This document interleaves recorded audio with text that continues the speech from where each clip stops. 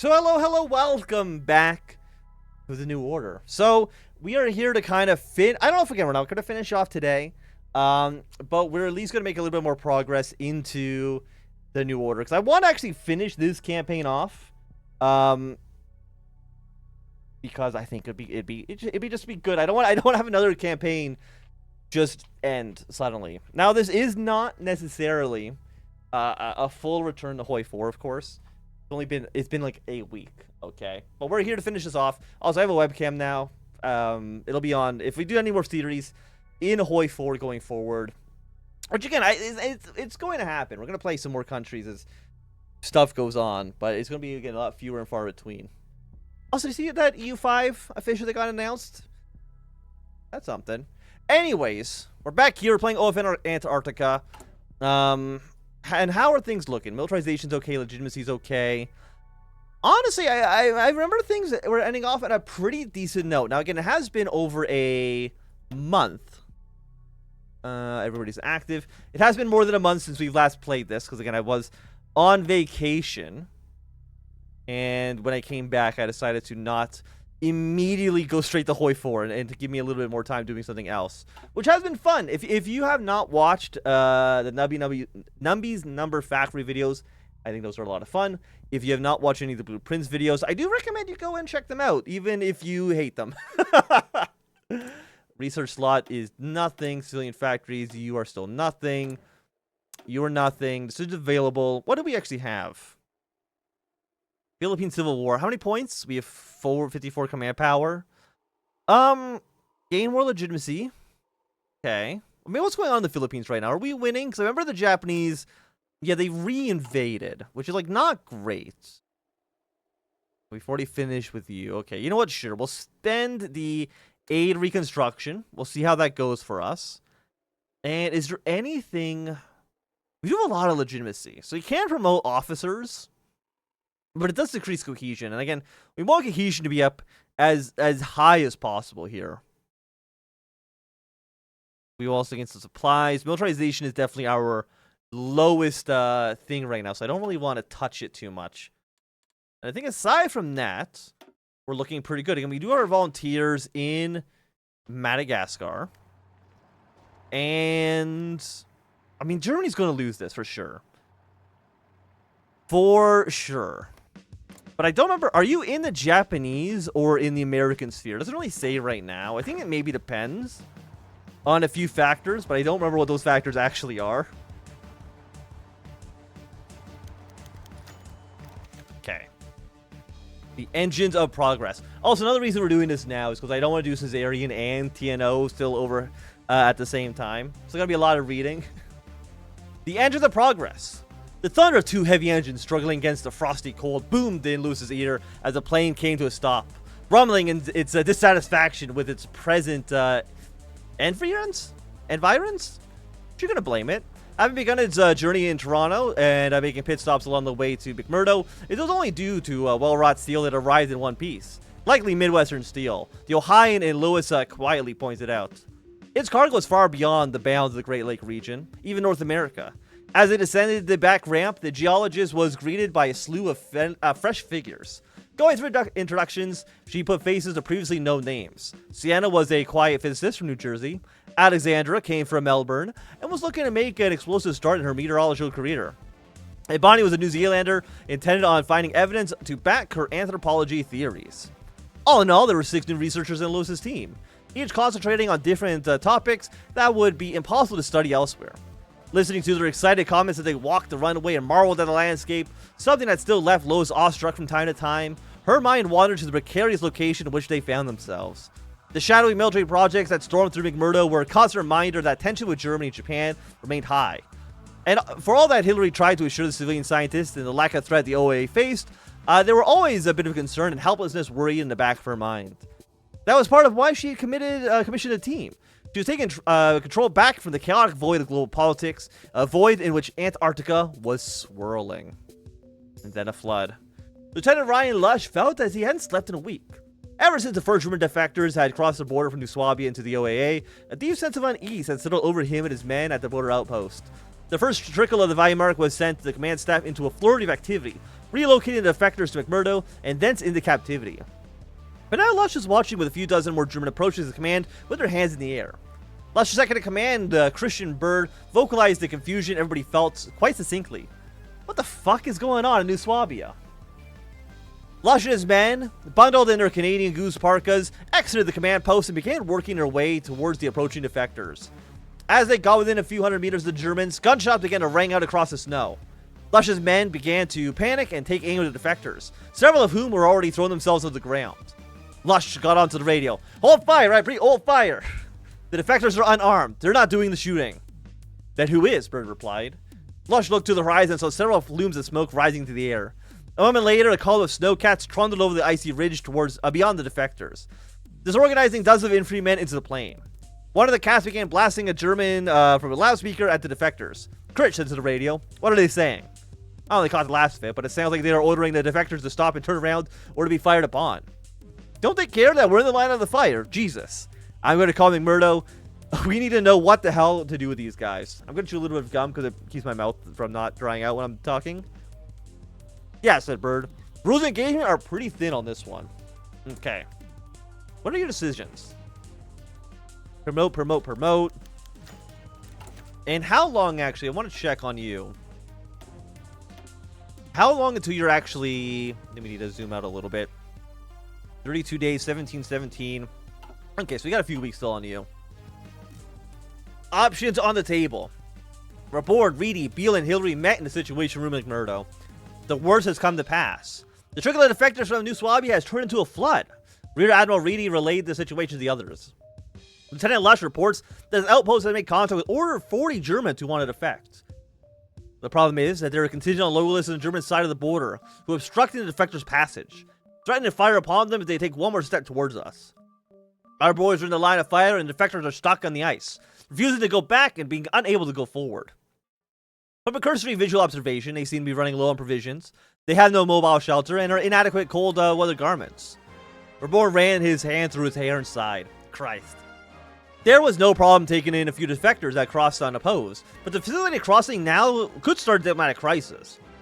The international situation in Iraq right now is precarious, and it might be safer to turn them back. Hillary cleared his throat. These men are begging us for asylum. The OFN styles itself a haven for those fleeing oppression. That applies to Germans as much as to anybody. If we turn these men back, they'll not only be executed, but we'll have forsaken our ideals.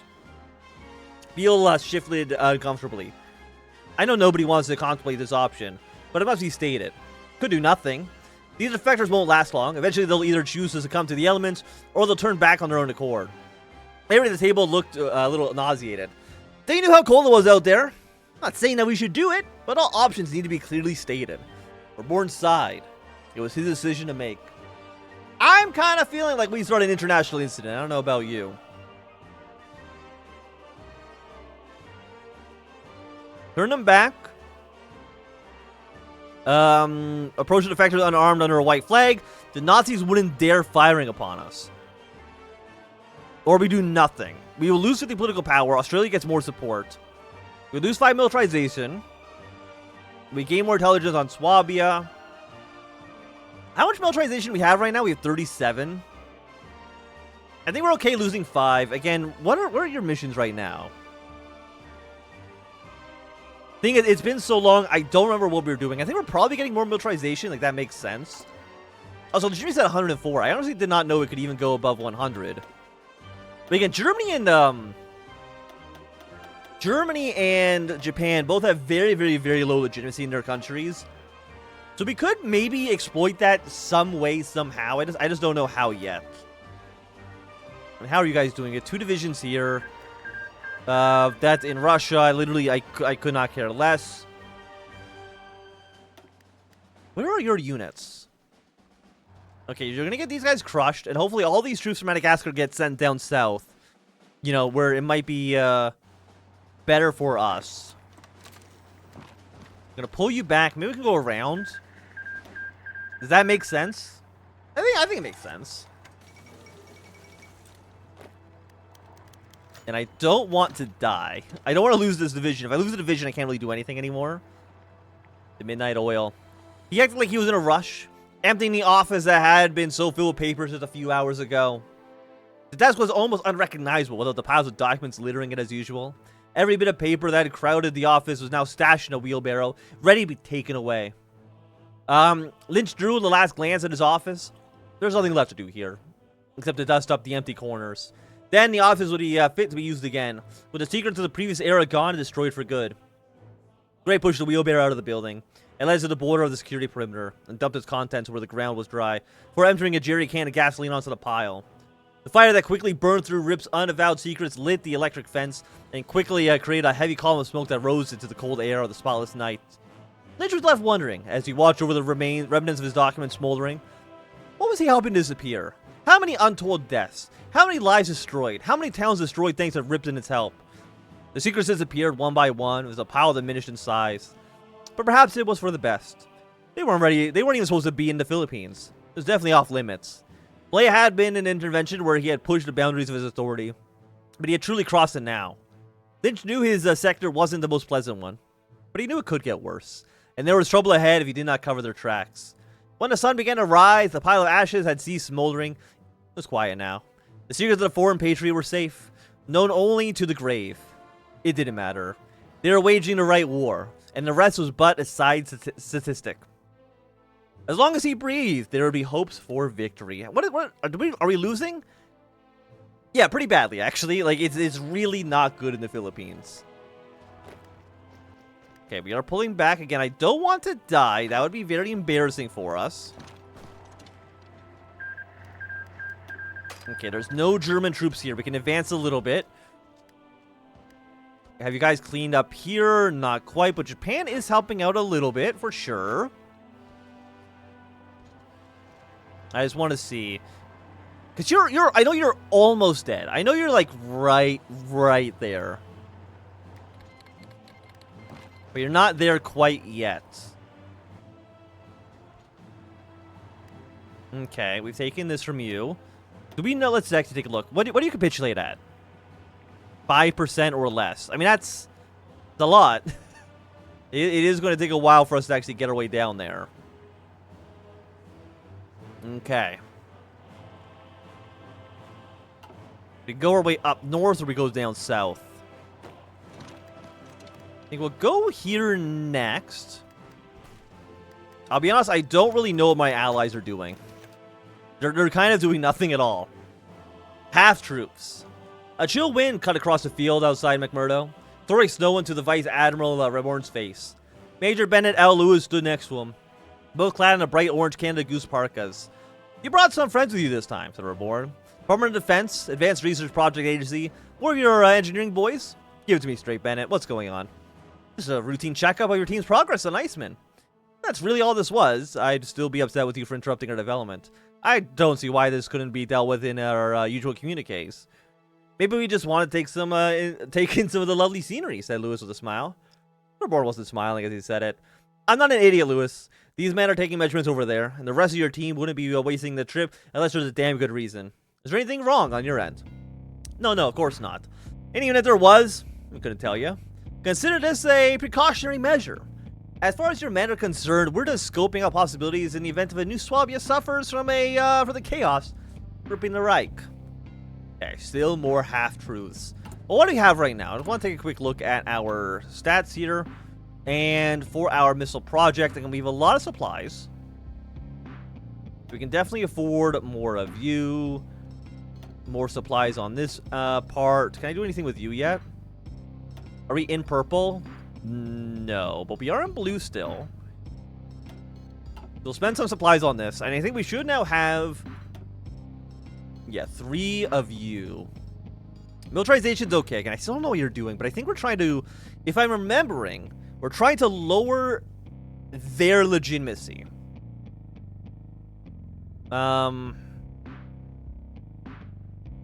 We gain more legitimacy. Because I remember, it's like, well, we get... supplies. More legitimacy on our part. I mean, I want more militarization. I think we do that in our own territory, though. Yeah, let's increase patrol rate for now. should be okay. How are you? You're okay. You're 89. Hold position. Let's see if you can maybe take your capital. It is worth 4 points. Are you a core? You're a core of the Germans here. Unfortunate. We just need... I think we just need to, like, to take the capital. I will be honest, I should not have attacked you. Actually, let's go for max entrenchment, because your strength is bad. It's really not good. Then we're just kind of going back and forth, which is okay. Blue skies and black smoke. That's, yeah. Jeremy scratched the back of his head. He stood to Wallman's side, both watching the thin column of black smoke billowing from the reactor building. Wallman took a puff of his cigarette with blank and restless eyes. The smoke set against the bright blue sky was all the relieving. This emergency forced them to shut the reactor reactor temporarily, but at least it didn't happen in the middle of winter. He tried to look back at the positive side now, anyways, as the way to keep himself balanced. Though something still bore down on his shoulders. It bore down on him even after the fire was put out. It got heavier as the day went on, and more information was revealed. The fire did not start in the reactor itself, God forbid, but out the workplaces of the engineers. Papers and other materials caught fire, and it spread from there. But that was not all. One distressed worker informed him that the cooling fans had stopped working that day before. Now that they were all observing the birthplace of the fire, ash itching at their eyes. The corner of the room in the ceiling was completely burnt into a huge black stain, and ashy remains of the pile of paper and the trash lay scattered on the floor. Amateur, Wallman muttered under his breath. He could see the scene in his head, playing like a movie. Someone piled all the flammables in a corner and set them alight. The movie became more detailed as they examined further. Stains on the carpet, on papers that did not catch on flame, cut wires that caused an electrical fire. An amateur arsonist soaked fuel onto the floor where it did not properly combust, and the fire at the pile of papers did not catch enough air. Nothing got past the fireproof doors. Woman came out of the room almost happy. Happy at the arsonist's incompetence, and happy that they'd given him confirmation of their existence. Now we just need to know their name. Well, are you actually gonna... I'm actually gonna take you out. I will. I will say, I don't know why the AI just does not take this city. Okay, he is. If you take here, that's gonna be 4 victory points. And then I can probably move here afterwards, and maybe that'll be enough. They've taken more cities back.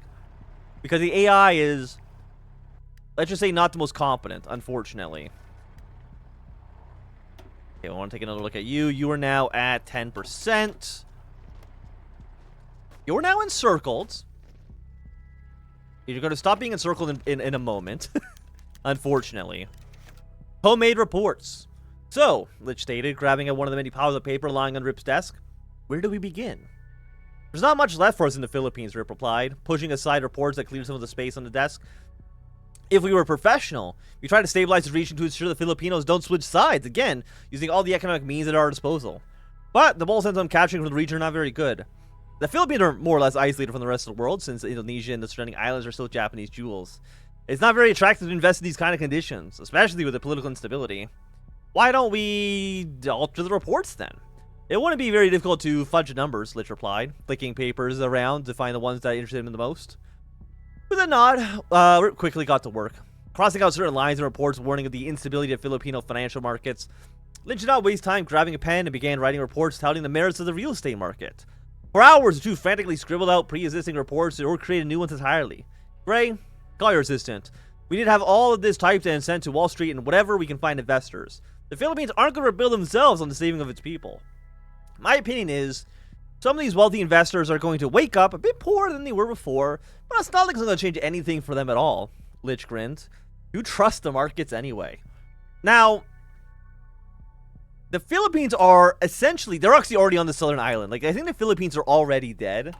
I don't think there's anything anybody can do to save them. I think it's a lost cause. For sure. And Hitler is dead. Hitler is dead. The words echoed across the icy streets of McMurdo. Vice Admiral Reborn was addressing the entire population of the station's very loudspeaker. Everyone had stopped what they were doing and had frozen in place. The most tyrannical evil, Reborn ran out, in the history of civilization is dead. And all that he has built has been thrown into jeopardy. Many of us have lost family, friends, homes to the Nazi menace, and I do not know what consolidation this murderer's death will mean to you. But I do know this. The Organization of Free Nations, all of us, will do our damnedest to ensure that Hitler's 1,000-year Reich will be cast down and all his lick spittles will be follow him to the gates of hell. There was no cheering, no celebration. This is a reflection on all that was lost and all the struggles that had yet to come. As you were, Reborn flipped the switch, silencing his mic, and leaned back in his chair. He knew the struggles to come would indeed be great. Reports from the CIA indicated that Hitler's Reich, in his absence, would be extremely unstable. But there was a distinct possibility that some other monster would take in the reins. However, that was for his colleagues to deal with. For Reborn in the OAA, the only struggle they needed to concern themselves was with the Nazis on their border. The Joint Chiefs had authorized Reborn to take an extraordinary measure. Should the situation present itself, Reborn was to coordinate and mobilize a deployment of forces on the border of the German territory. The OFN Antarctic territory was to launch an invasion of German Antarctic territory in New Swabia. Reborn prayed the Germans would go quietly. We're going to get the South African War. We're going to get the Eye of the Storm. I mean, German legitimacy has spiked back up. But it might have hit 0, and it might have had the event that forces to go back up. Also, we have some task force. What are our numbers looking like right now? Legitimacy is looking great. This will cost them some supplies. Can I do anything with supplies? We could raid supplies. You know what? Give me one of you. I'm gonna actually spend some political power because I think we can definitely afford it. We have what? 219. We'll be more than fine. Okay. Speak ill of the dead. And now it's good morning, Myrtle Station. Hitler is dead. Woo! Simon stumbled backwards, falling on the floor. He stared into crackling and took another swig of beer. Matthew picked up the slack.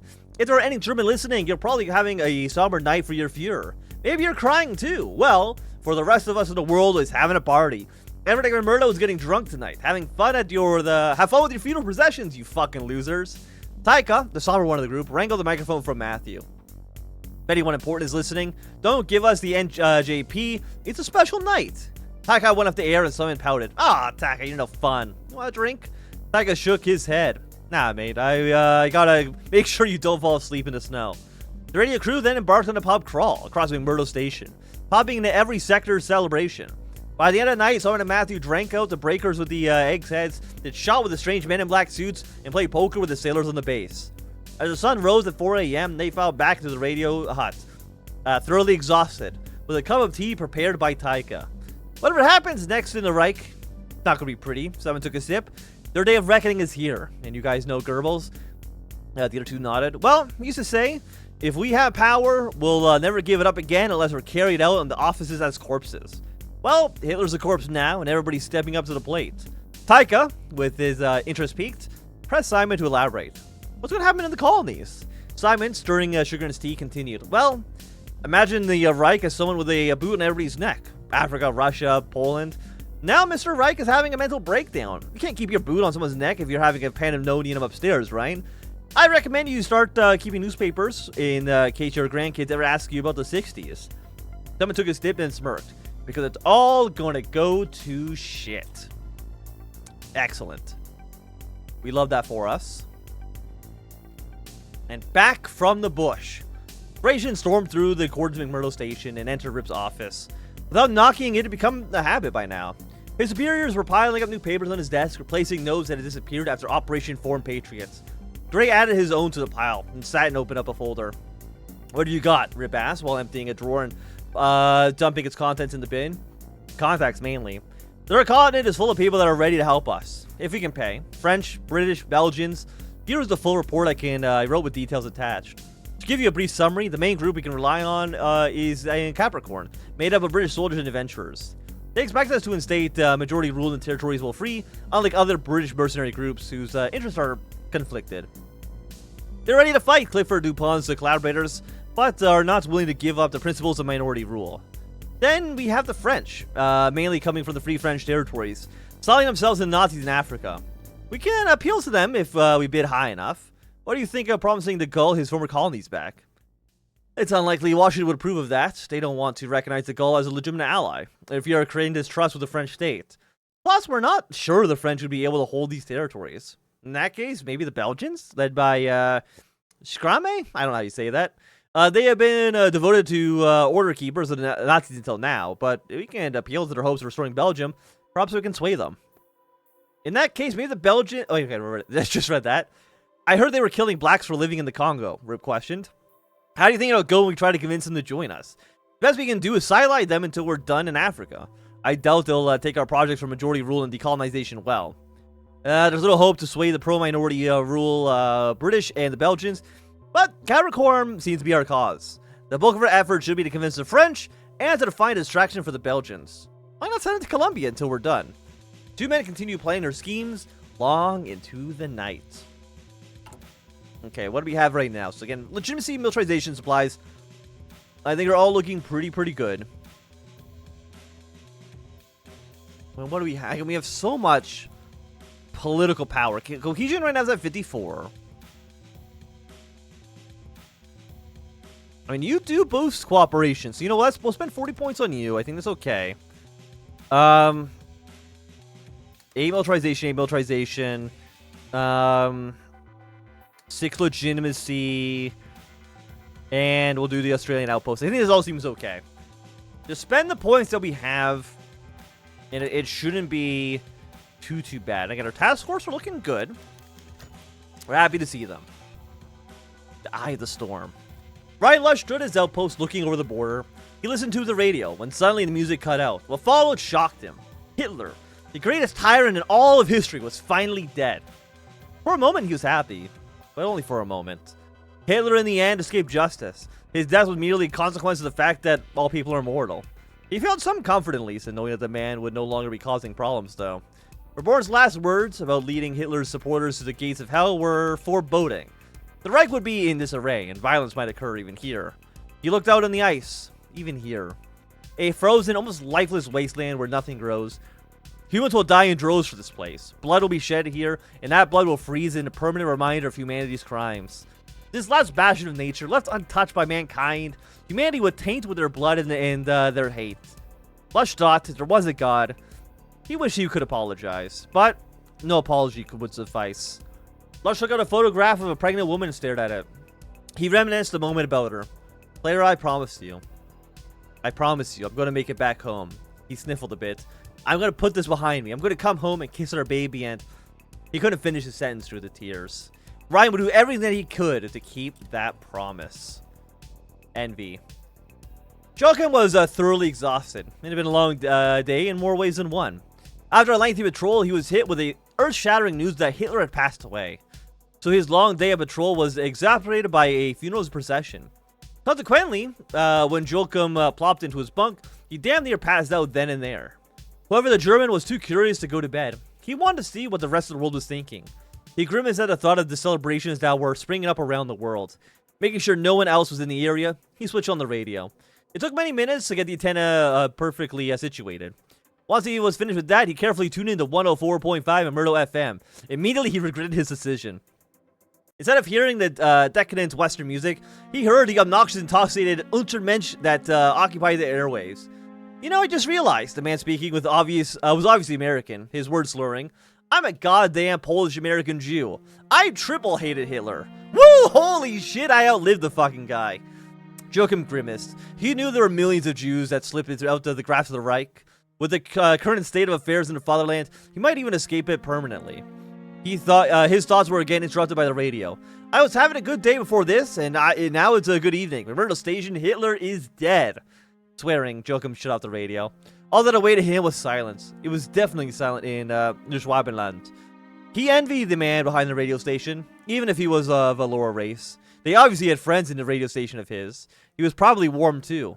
Joachim was alone here, and he was receiving concerning letters from home.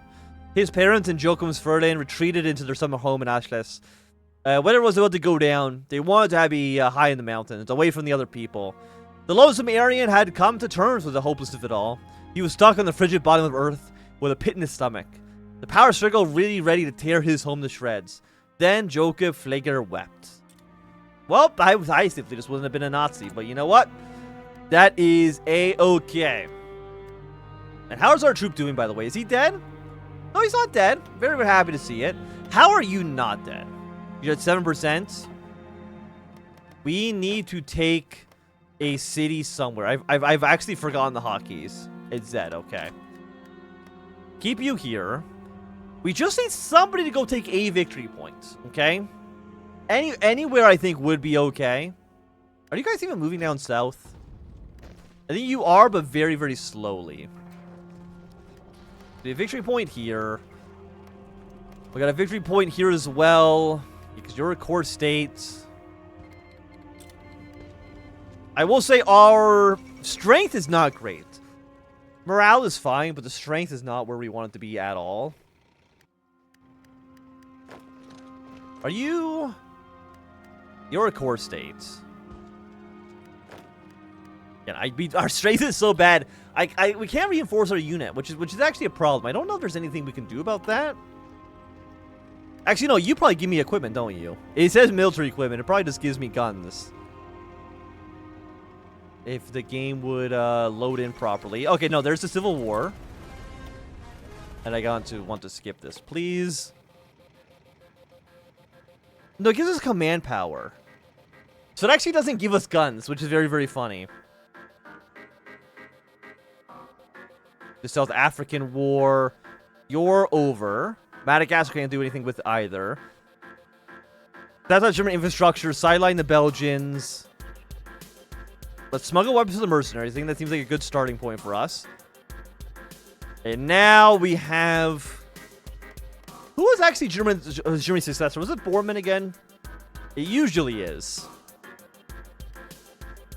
Also, I think the music's kind of digging the songs we got going on right now.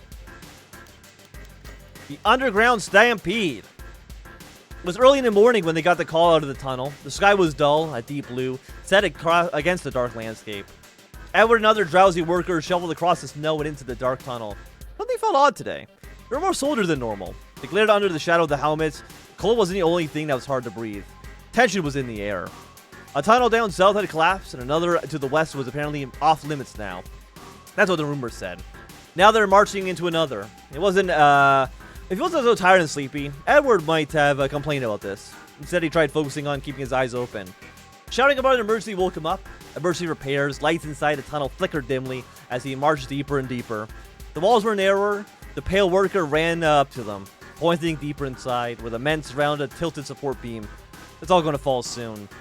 They struggled for God knows how long. Edward didn't think. If he thought, he would get overwhelmed. All the men did was follow orders, carefully replacing the beams with a new one. Nobody spoke after the initial frantic shouts and prayers.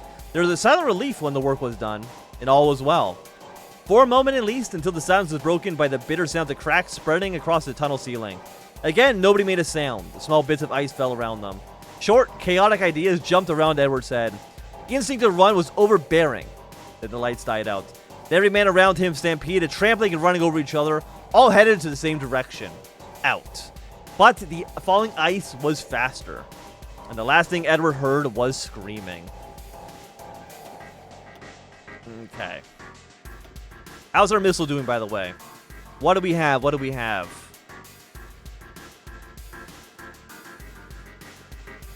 Legitimacy, I think, is okay. For you, do we have anything that just costs legitimacy? Yes, we do. And what about like the overall plan?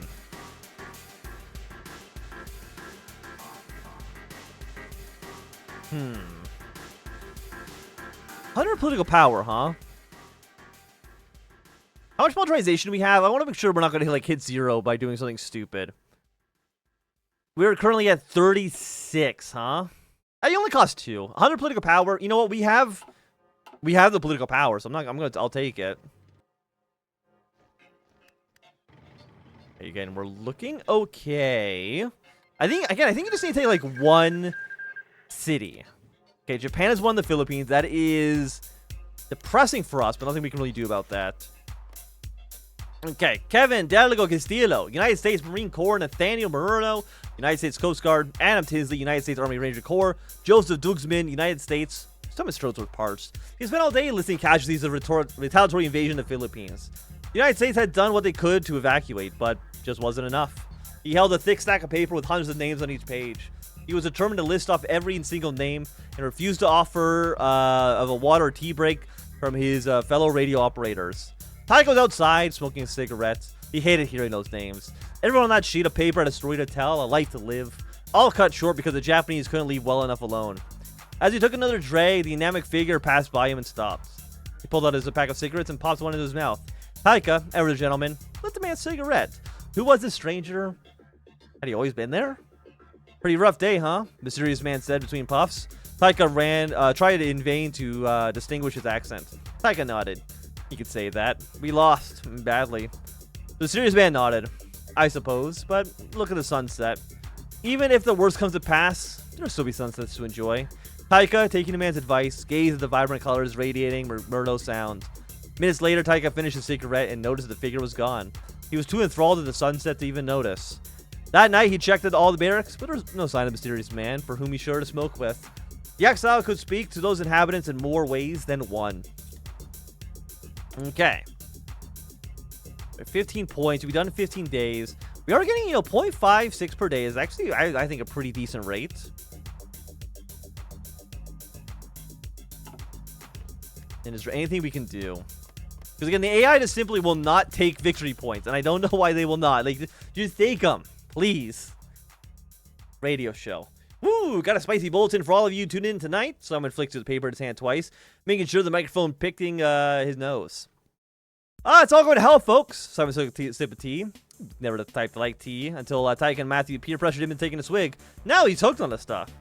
I'll be updating you what's going on in the world, but not before I accept some callers. I don't care if you're Argentinian, Japanese, hell, even if you're new Swabian, call on in. Just make sure you don't get in trouble for talking to an Untermensch.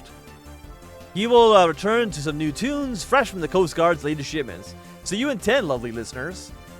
10 minutes passed and Simon across the sofa, doing his best to savor a wink of rest that he caught.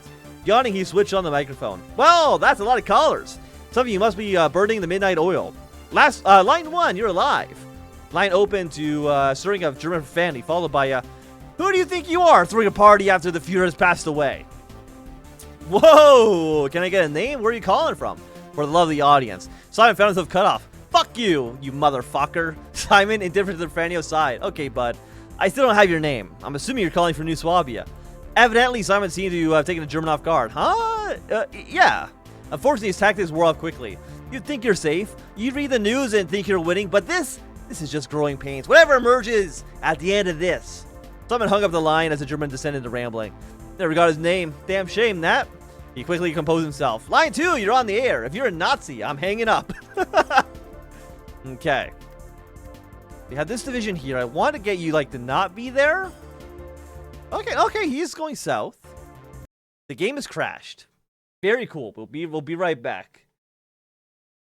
Wouldn't it be, really funny if the game crashes every single time at this point, and we're just kind of screwed? I mean, I don't know why it would crash. I don't know why it would. Not a great showing, I can tell you that much.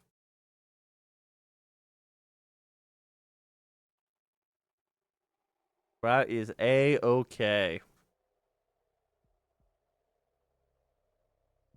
Yeah, let's see if we can get back into this.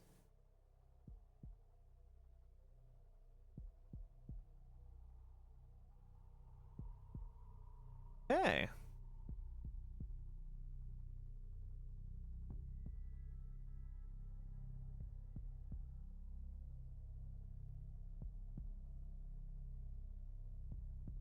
Wouldn't it be really funny if it just crashes here every single time, and then the campaign has to end, because it just doesn't work? It would be funny and also very frustrating, because at this point I don't know what I could even do to fix it. It would just be a yeah, I don't know if there's anything you can even say.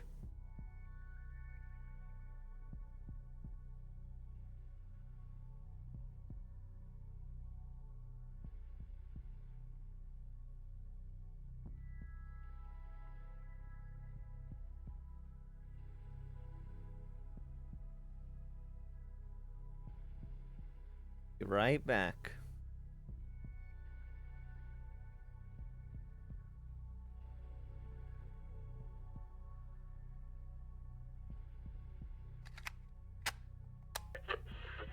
and places once considered useless often become valuable.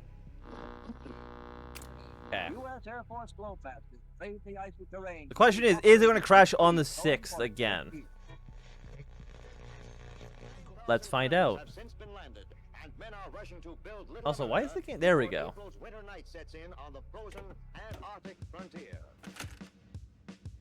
Okay, are you going to crash on the I think it was on the 6th.